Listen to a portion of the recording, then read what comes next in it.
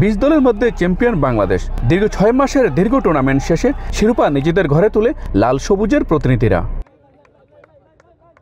Kuwait cricket club কর্তৃক আয়োজিত স্লোভিয়া cricket গ্রাউন্ডে বৃহস্পতিবার স্থানীয় সময় দিবাগত রাত 11টায় শুরু হয় ডেজার্ট চ্যাম্পিয়নশিপ ক্রিকেট টুর্নামেন্টের খেলা চলে ভোর 3টা পর্যন্ত। ভারত, পাকিস্তান, আফগানিস্তান, শ্রীলঙ্কা সহ বিভিন্ন দেশের 20টি দলের নানান ধাপ শেষে ফাইনালে উঠে প্রবাসী বাংলাদেশিদের দল বিবারী একাদশ এবং ভারতীয় প্রবাসীদের দল। টসে জিতে আগে ব্যাটিংয়ে নামে ভারতের রাজৌল ক্রিকেট ক্লাব। নির্ধারিত ওভার শেষে 8 উইকেটে হারিয়ে স্কোরবোর্ডে 121 রান তুলে তারা। বিবারী একাদশ ক্লাব 122 রানের টার্গেট নিয়ে স্থানীয় সময় রাত 1টায় মাঠে নামে।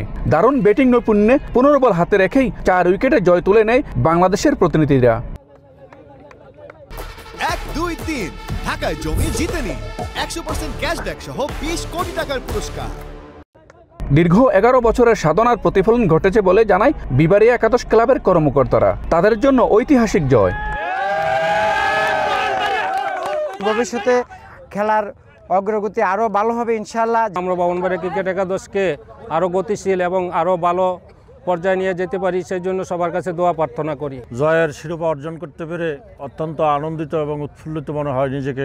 খেলা উপভোগ করতে রাতেও দর্শক গ্যালারিতে ছিল জমজমাট। বাংলাদেশি প্রবাসীরা শুধুমাত্র রেমিটেন্স যোদ্ধা নয়, কর্মব্যস্ততার মাঝেও তাদের শ্রম আর মেধায় অর্জিত এই জয় কুয়েত ক্রিকেট অঙ্গনে মাইলফলক মনে করছেন সংশ্লিষ্টরা। কুয়েতের স্লোভিয়া ক্রিকেট গ্রাউন্ড থেকে মঈন সুমন, সময় সংবাদ।